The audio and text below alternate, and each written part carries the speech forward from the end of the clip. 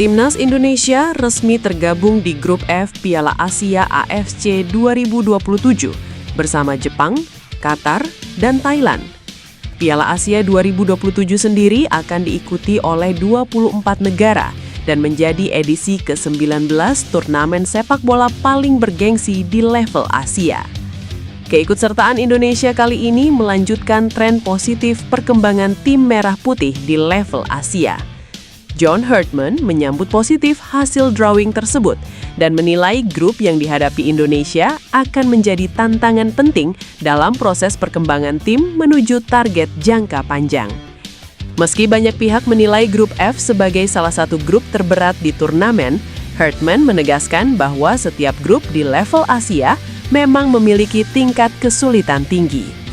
Menurut Herdman, setiap pertandingan di grup F akan membutuhkan pendekatan dan mentalitas berbeda. Pelatih asal Kanada tersebut juga menegaskan bahwa hasil drawing ini membuat Indonesia harus mengambil langkah besar dalam 6 bulan ke depan sebagai bagian dari persiapan menuju turnamen. Herdman menambahkan bahwa proses pembangunan tim bukan hanya soal evaluasi pemain, tetapi juga perkembangan identitas permainan dan chemistry antar pemain. Lebih lanjut, Herdman menilai Piala Asia 2027 memiliki peran penting dalam roadmap jangka panjang Indonesia menuju Piala Dunia 2030.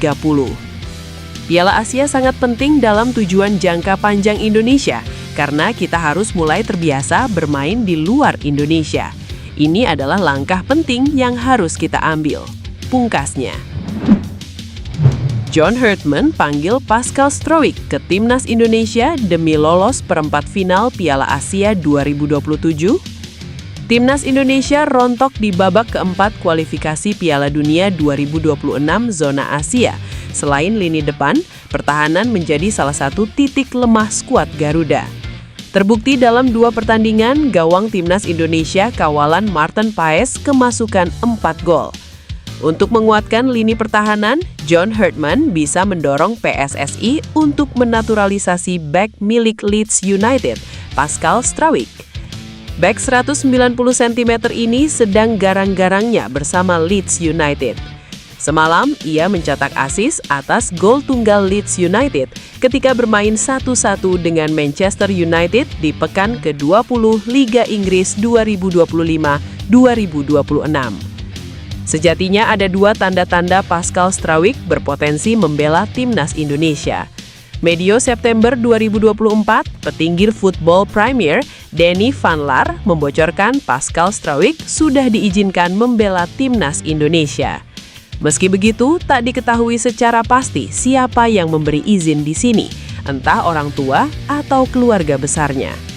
Kemudian pada April 2025, Pascal Stroik terpantau berada di tribun yang sama dengan pelatih Timnas Indonesia saat itu, Patrick Kluivert. John Herdman yang berasal dari Inggris diharapkan bisa menarik hati Pascal Stroik agar mau membela Timnas Indonesia. Saat ini Pascal Stroik bermain di Inggris yang notabene asal negara John Herdman. Jika bisa dinaturalisasi, Pascal Stroik akan tercatat sebagai pemain termahal yang pernah membela Timnas Indonesia. Saat ini harga pasaran Pascal Stroik mencapai 20 juta euro atau setara 391 miliar rupiah. Menjelang berakhirnya Liga Domestik, pelatih Timnas Indonesia John Herdman langsung bergerak cepat dengan memanggil 23 pemain untuk mengikuti pemusatan latihan di Jakarta. Program TC pemain Timnas Indonesia ini dijadwalkan berlangsung selama 4 hari, mulai 26 hingga 30 Mei 2026. Langkah ini menjadi bagian dari strategi jangka pendek sekaligus fondasi jangka panjang dalam membangun kekuatan skuad Garuda. Herdman menegaskan, TC pemain Timnas Indonesia tidak sekedar ajang latihan biasa, tetapi momentum penting untuk menyatukan visi permainan, memperkuat taktik, dan meningkatkan chemistry antar pemain.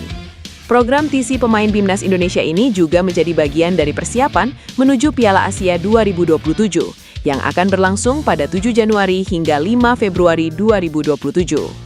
Herdman menegaskan, proses seleksi tidak berhenti di sini. Pada tahap berikutnya, pelatih asal Inggris tersebut akan memantau para pemain diaspora yang berkarier di Eropa. Mereka nantinya akan dipadukan dengan pemain lokal terbaik guna menemukan komposisi ideal. Menurut Hartman, kombinasi pemain muda potensial, talenta diaspora, dan pemain berpengalaman menjadi kunci dalam membangun daya saing timnas Indonesia di level Asia. Dengan proses pembinaan yang terarah, serta strategi yang matang, timnas Indonesia diharapkan mampu menunjukkan performa konsisten dan bersaing dengan negara-negara kuat di Asia. John Hartman memanggil Daniel Klein untuk memperkuat timnas Indonesia di Piala AFF 2026. Daniel Klein merupakan kiper klub Bundesliga FC Augsburg yang memiliki darah Indonesia-Jerman. Sejak beberapa tahun terakhir, kiper 193 cm ini membuka peluang membela timnas Indonesia. Ia bahkan rela menjalani seleksi terlebih dulu sebelum diproses naturalisasi menjadi WNI. Jika kesempatan itu datang, saya pasti tertarik. Sebuah kehormatan mewakili negara ibu saya, kata Daniel Klein. Untuk mendekati pemain keturunan di Eropa, PSSI biasanya mengandalkan salah satu agen berdarah Indonesia, Fardy Bakhdim.